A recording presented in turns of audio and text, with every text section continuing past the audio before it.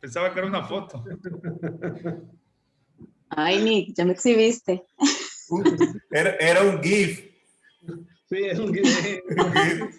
De hecho. No den ideas, ¿eh? Estoy seguro que los demás lo van a hacer. O sea, y haciendo como que... Tiene razón. Muy bien, pero no, licenciado Nacor, sí es la misma y se mueve la licenciada.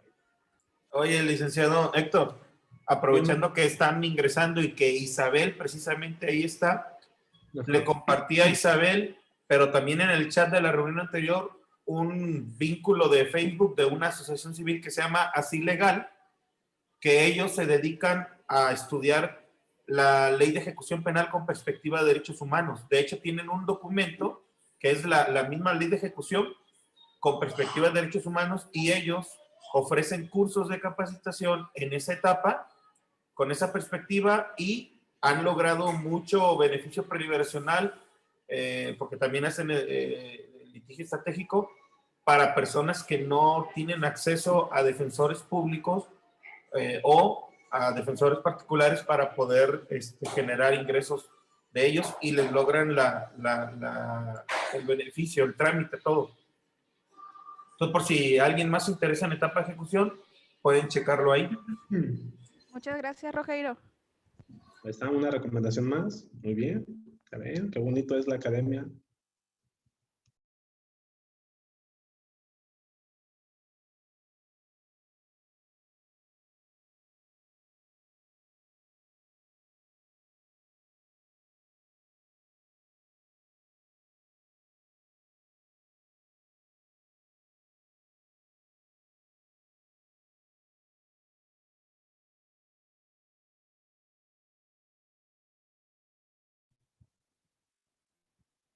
Ahí van poco a poco.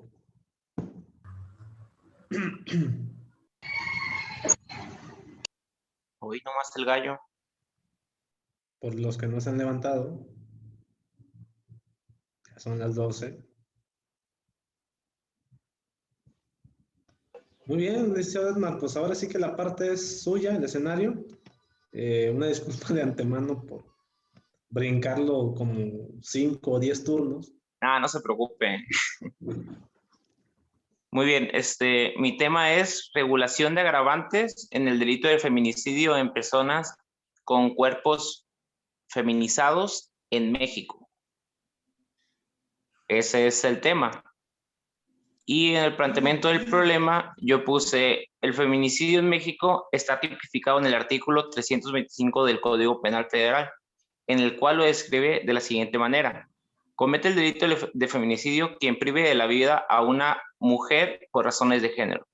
Y junto a ello existen ciertas circunstancias que acompañan al mismo para describir las conductas que aplicarán en dicho delito.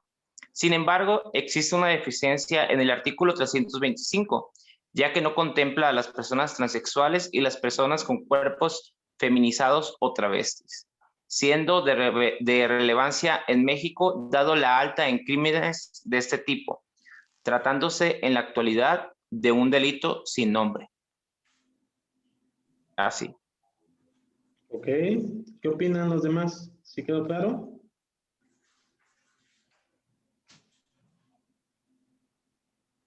Tírenle matar. A ver, los demás. A mí no me quedó claro en si el licenciado quiere que se tipifique como una conducta delictiva especial o como agravante. Es la duda que me genera. Muy buena observación. O sea, al punto que va es de que pareciera de que quedarían excluidos de la regulación penal de feminicidio las personas, ¿cómo lo denomina él? Transexuales y o cuerpos feminizados o travestis, ¿no? De excluidos de la redacción penal del delito de feminicidio. ¿Sí? Sin embargo, pregunta para usted, ¿entraría dentro del homicidio? Para mí, pregunta para mí. Sí. Entraría dentro del homicidio, sí. Ok, entonces, ¿se requiere otra regulación o no? se requiere un agravante, ¿no? Ok, sí, como agravante. ¿No viene en el Código Penal en el delito de feminicidio? No. Ok, entonces ya aterrizamos el punto. No lo quiere como un delito nuevo, sino como un agravante. Ujú. Ok, entonces coincido con la decisión esa, solamente habría que precisar que en ese caso se debería considerar la inclusión en el delito de homicidio o de feminicidio para que puedan ser sentenciados. Yo creo que va, sí, como agravante en el delito de homicidio, sin embargo, ofrecería una penalidad mucho mayor si se incluye dentro del feminicidio, ¿no? Ujú, así es. Entonces ya sería cuestión de que usted nomás lo valorara en ese sentido, porque al final de cuentas son personas que se adhieren o se autoconstituyen Ujú, mujeres, ¿no? Sí, sí, otra vez hizo. Entonces creo que a lo mejor pudiera entrar en el delito de feminicidio, solamente hay que dejar claro esa parte, nomás decisiones, ¿no? ok. Pero hasta los que llevo creo que me parece muy clara la redacción de su planteamiento del problema, con esa observación que coincido con el licenciado Nesa. No sé si alguien más tenga algún comentario o no. Yo tengo una duda. Ajá. Edmar, ¿es solamente considerando el tema de las mujeres trans? Y los hombres que Trans. se visten así, pero, o sea, es considerando las personas que visten femeninos. Es que entonces dejaríamos ahí en un estado de indefensión o vulnerabilidad a las personas que se consideran viceversa, las mujeres que se consideran hombres trans. Ajá, sí, es que también eso es lo que yo estaba viendo, pero por ejemplo, por eso lo quiero encuadrar en el de feminicidio. Y quise excluir eso para acotar, porque yo creo que también a lo mejor eso sería una cuestión de crímenes de odio, que es otra cuestión diferente. Sí, porque Ajá. las mujeres que se consideran hombres, o que son hombres trans, pues, quedarían sin poder ser consideradas ahí, ya por simplemente una... O Una sea, cuestión porque legal también. sí, porque estas personas renuncian a su feminidad para ser masculinos. Así Y es. creo que el ámbito es las cuestiones de odio. Sí, Como solamente querer. que ahí en el tema del feminicidio hace propiamente a mujeres, ¿no? Sí, Y exactamente. no habría, creo, independientemente de la adopción sexual que adopten, obviamente, creo que ahí, si son mujeres y se autoatribuyen ser hombres, pues de todos modos se incluirían en el tema del feminicidio, probablemente, ¿no? De hecho, no ¿No? entran. No entran. Entran legalmente como las mujeres trans, son los hombres que cambian a mujeres, pues. Y ellas sí entran en ese, como feminicidio sí entran. Pero las que no entran, bueno, los que no entran son los hombres que se visten como mujeres. Esos son los que no entran y que de alguna manera deberían entrar porque son cuerpos femeninos, pues. Y sí existen como artículos y todo eso que hablan sobre esa situación y que no está ni tipificado, ni como un agravante, ni como nada. Y de repente, bueno, no de repente, hay muchos crímenes de esa manera en los cuales, pues pasan como homicidios porque no está, tipificado, vaya. Sí, me llama mucho la atención y profundizando un poquito más del tema, va a ser un tanto complejo la adopción de la libertad sexual, ¿no? O sea, yo como hombre me autoatribuyo ser mujer, bueno, ¿cómo acreditas esa parte, ¿no? Sí. ¿Cómo lo vas a acreditar Lo- en juicio oral, ¿no? Sobre todo. Luego va a tener la complicación, va a tener igual a la mejor también más la complicación que se le atribuye al feminicidio. Hubiera sido mejor porque corre menos riesgos en cuanto a los elementos del tipo penal en un juicio oral. Sí, o sea, no por otra cosa. Creo que el tema es muy interesante. Sin embargo, si ya lo trasladamos a un asunto en concreto, sí sería un tanto complicado acreditar que el licenciado Héctor se autoatribuye ser mujer, ¿no? Sí. Y a lo mejor no me he visto de mujer, ¿no? Pero me lo autoatribuyo. Es la parte de la Ah, adopción. ok. O sea, probablemente. Maestro, Si se viste de mujer y todo eso, o sea, si lo privan de la vida o la privan de la vida en ese momento, pues iba vestida, ¿no? O sea, no hay ningún problema. Pero ¿qué pasa, por ejemplo, las personas, los hombres, que no se visten todos los días, sino que se visten en ciertas ocasiones. A lo mejor ya estamos divagando un poquito más, ¿no? Pero estamos haciendo el asunto un poquito más complejo, ¿no?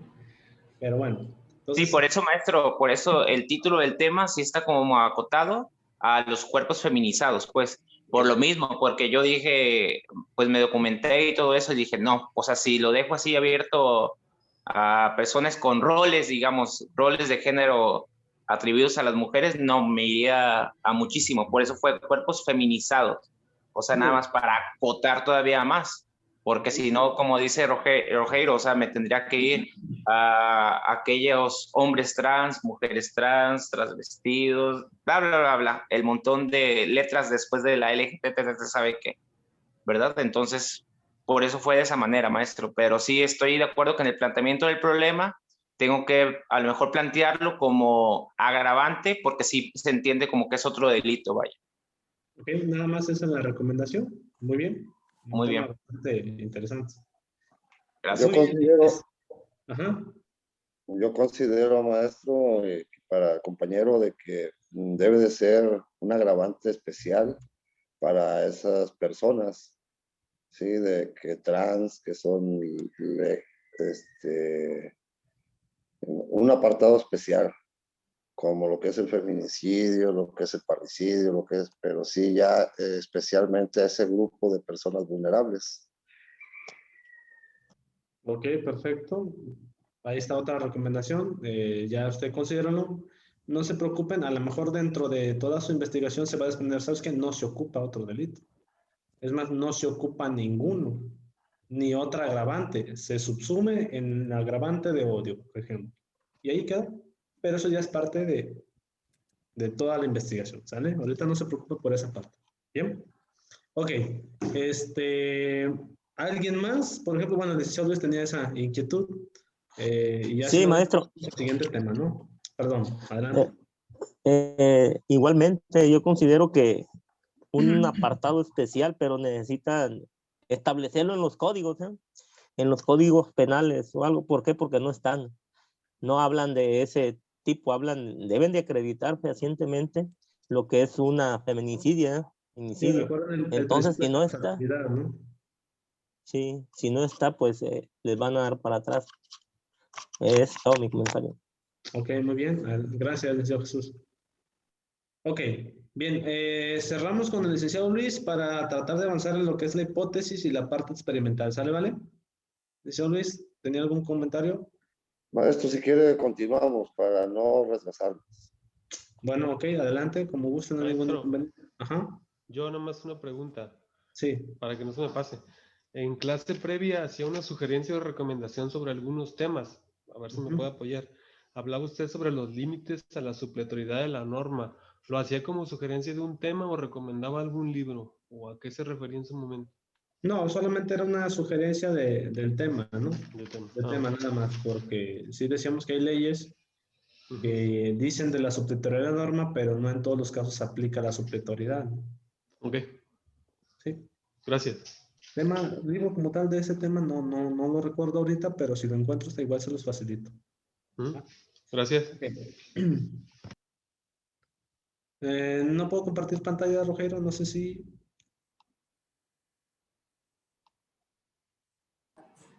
Listo.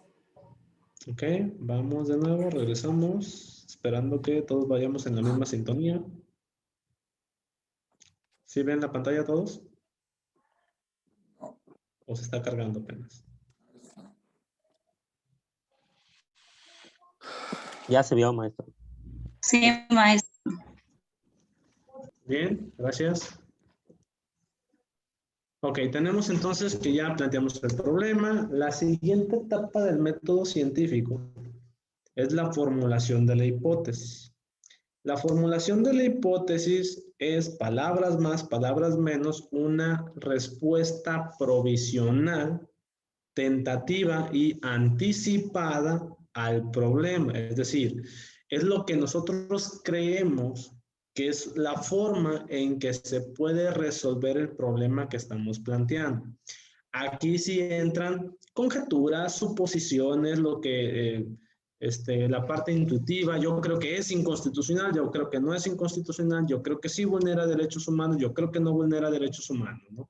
Para ello, obviamente, tendremos que auxiliar la parte teórica de las fuentes de información, de la observación, incluso ya haber leído algunos, ya tener incluso ideas preconcebidas al respecto. Esa, entonces, hipótesis es lo que decíamos que es la respuesta provisional, una suposición, una conjetura verosímil, es decir, que tenga cierta veracidad de poderse corroborar, ¿no? De la redacción. Es una afirmación sencilla, una proposición simple, pues.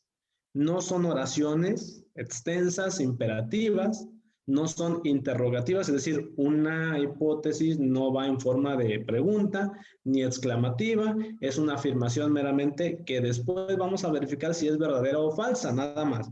Y desde luego que tenga perfecta relación con el planteamiento del problema, ¿no? Porque muchas de las veces, a propósito de las perspectivas que estábamos comentando, de que si eran causas y consecuencias, a veces ni siquiera tiene relación con lo que estamos planteando. Es una parte que damos por hecho, pero que al momento de responderlas pueda resultar incongruente.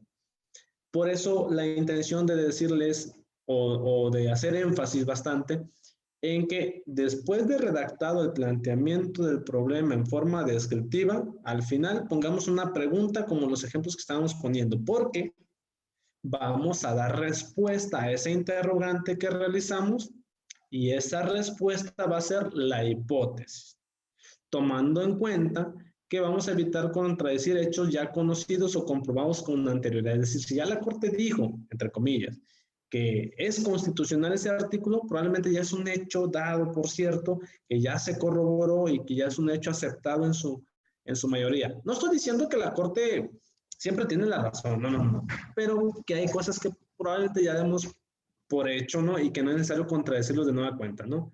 Hay que tomar en cuenta que podamos corroborarla con los datos y las fuentes de información que vamos a tener, que permita ofrecer una explicación suficiente a los hechos que tenemos que abarcar y relacionado con el problema que estamos comentando. Esa respuesta provisional puede tener relación con las variables, de ahí que podamos encontrar de que, una de las causas es tal cuestión y produce la siguiente consecuencia. Hay cuestiones que no pueden desconectarse, pues, de alguna manera. Tienen que ser juntas el planteamiento de la respectiva hipótesis, ¿no? Redactemos en términos precisos y claros para que se entienda en su momento. ¿Sale? Y vamos a poner algunos ejemplos. En el caso de que si ofrecemos la parte de la perspectiva descriptiva, supongamos que mi pregunta tenga que ver con esto. ¿Qué es el amparo contra particulares en México?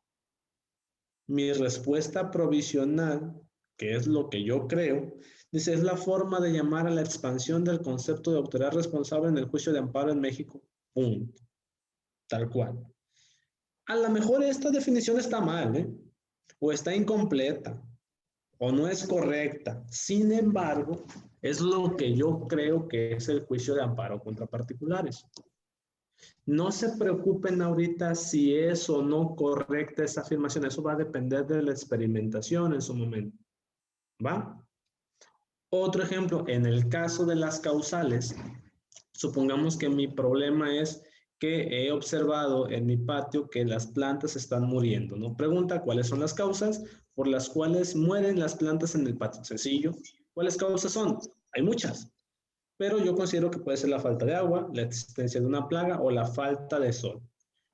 La sugerencia que yo les había hecho era que solamente escojan una sola causa.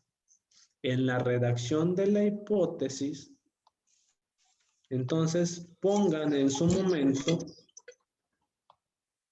una sola causa para evitar que pongan todas las causas y eso les pueda generar complicación. Comentamos en el caso, ¿qué es lo que ocasiona, qué consecuencias produce la falta de reinserción social? ¿Cuántas consecuencias puede haber? Muchas. Solamente den respuesta a esa pregunta con una sola consecuencia que pueda producir. ¿Sí? O dos, porque a lo mejor tienen relación, ¿no? Pero eviten hacerlo con muchas causas, porque si no, toda su investigación se va a tener que enfocar a todas esas causas que dieron, o esas consecuencias que dijeron, ¿no? ¿Sale, vale? Entonces, Otro de los ejemplos es la parte de que podemos preguntarlos en el sentido de que, bueno, ¿cuál es la relación que existe entre el aumento de la pobreza y el aumento de la delincuencia en el municipio de Tepic, Nayarit? Como una posibilidad es, no hay ninguna relación entre el aumento de la pobreza y el aumento de la delincuencia en Nayarit, porque quizá el aumento en la delincuencia obedece a otros factores, pero no a la pobreza. Puede ser entonces que obedece a qué? En su caso, a falta de educación o a otras cuestiones. ¿Sale, vale? Otro ejemplo, entonces, tenemos, en su caso, las correlacionadas dicen, el aumento de los divorcios se debe al bajo nivel educativo de los cónyuges. ¿Sí o no se debe al bajo nivel educativo de los cónyuges en Nayarit? ¿Sale? Y en su caso, por ejemplo, otra pregunta que pudiera ser, ¿la reforma educativa ha incrementado la calidad de la educación preescolar en México? Y ya, la reforma educativa no ha mostrado un incremento en la calidad educativa de la educación preescolar. Si ponemos atención a todos estos ejemplos que estamos comentando, todos, la redacción de la hipótesis son sencillas, chiquitas, pequeñitas, pero que ofrecen una explicación relacionada con el planteamiento del problema y con los hechos que yo estoy demostrando. ¿Por qué insisto mucho en esta parte? Porque vemos algunos de ustedes, muchos de nosotros que establecemos cuestiones argumentativas, ¿no? Por ejemplo, es que la prisión preventiva justificada es inconstitucional porque vulnera los derechos humanos en esa medida porque lo dijo el autor fulano de tal. En esa parte ya estamos argumentando. No, la respuesta es, ¿la prisión preventiva vulnera derechos humanos? Sí, la prisión preventiva vulnera los derechos humanos al debido proceso de la presunción de inocencia. Punto. Entonces es pequeñita, relativamente sencilla, cortita, pero que ofrece una explicación. ¿Sale, vale? No sé si me da a entender en esta parte. ¿Vamos bien? Vamos bien. Ok. Voy a terminar los pasos del método científico y ya después me voy a enfocar a reestructurar cada uno o a explicar cada uno de los puntos del protocolo de investigación. El marco teórico lo vamos a dejar pendiente porque asumo que ustedes ya están leyendo. En la parte de la experimentación, que sería la tercera etapa del método científico, uno de los puntos que va a ir en el protocolo de investigación y desde luego más adelante en su proyecto de investigación, es donde ustedes van a tener la posibilidad de vaciar ahora sí todo el contenido, toda la información, el copy-paste, de todo lo que encontraron y ahora sí viene la parte argumentativa. Ahí van a copiar lo que dice Hans Kelsen, lo que dice Robert Alexis, lo que dice Klaus Rothschild, entre otros, ¿no? Ahí van a copiar y pegar qué es lo que dice la Suprema Corte, qué dice la Constitución, qué dice la ley. Ahí va a vaciarse todo. Desde luego vamos a estructurarlo de forma adecuada, ¿no? O sea, para que no lleven solamente copiar y pegar, no, lleva un orden. Lo vamos a ver en estas clases, pero más adelantito, ¿no? Y ya al final, como cuarta etapa del método científico, pues ahora sí van las conclusiones, ¿sí? ¿Cuáles son las conclusiones? Fundamentalmente son lo que encontré a lo largo de toda mi investigación en resumen. La sugerencia es que se haga una conclusión por cada tópico que estoy comentando. También las conclusiones son pequeñitas, 3, 4 renglones por cada una que elaboren. No son argumentativas porque la parte argumentativa obedeció al marco a la parte experimental. ¿Sale, vale? Después, y ya son sugerencias de redacción, que utilicemos los conectores lógicos de redacción. Esos conectores lógicos de redacción son para que la lectura y la propia redacción se vea más fluida, se vea más elocuente. Por ejemplo, podemos obtener los conectores contraargumentativos débiles, ¿no?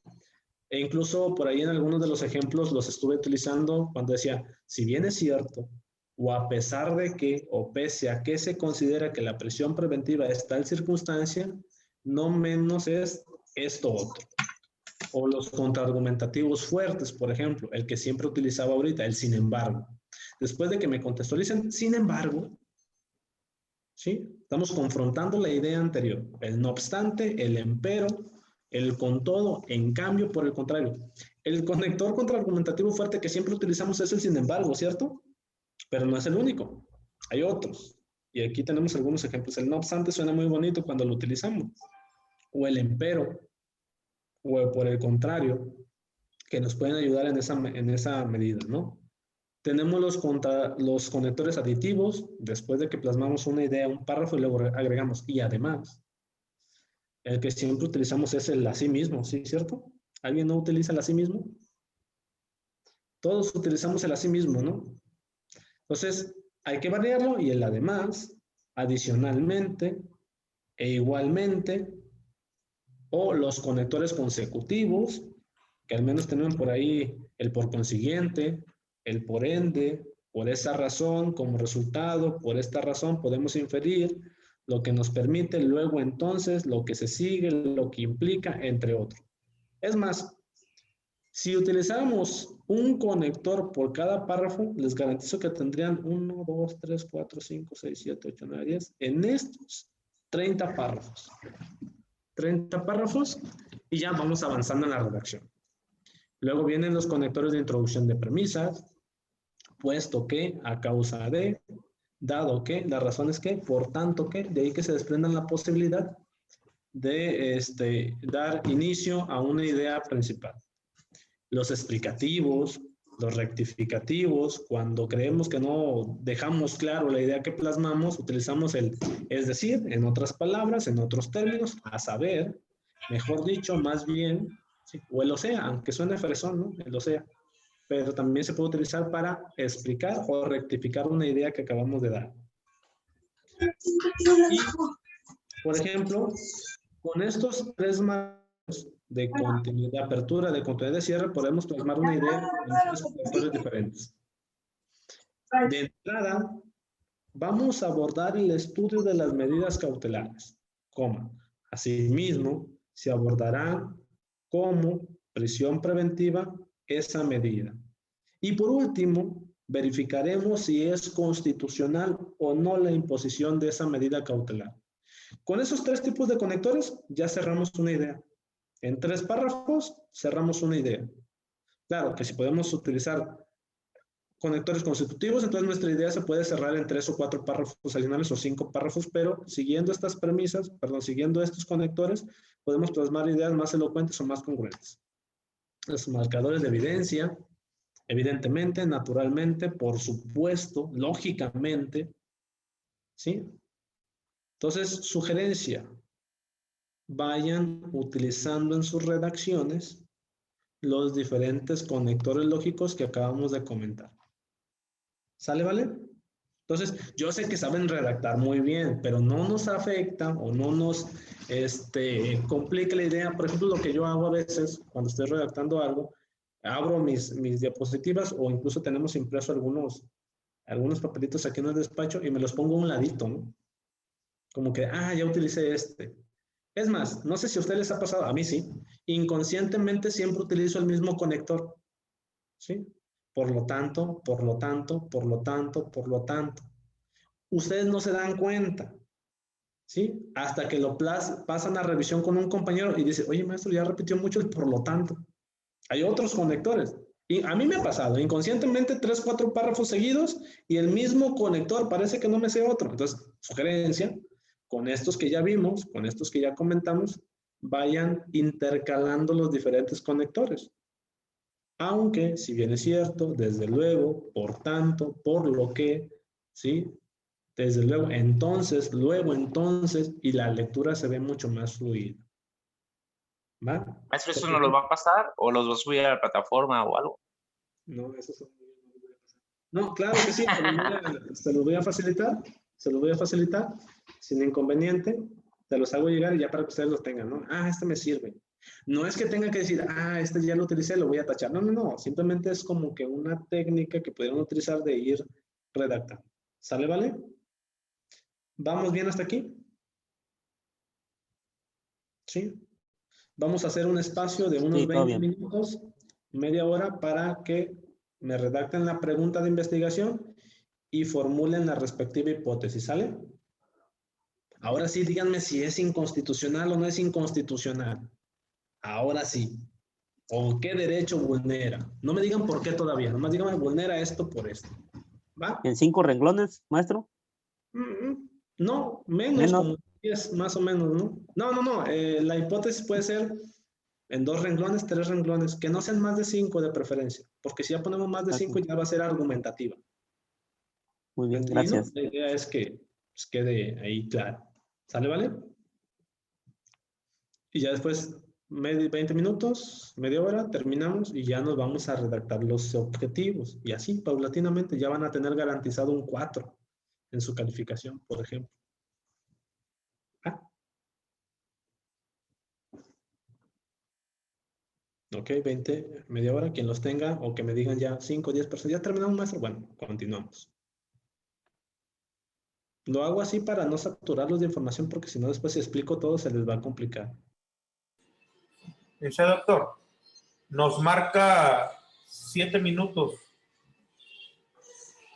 Ok, pues si gusta aprovechamos, Rogelio, los 7 minutos y otros 10 minutos más y volvemos a reingresar. Que nos saquen automático la propia... Ok, ¿Sí? quedamos. Ajá. Está bien.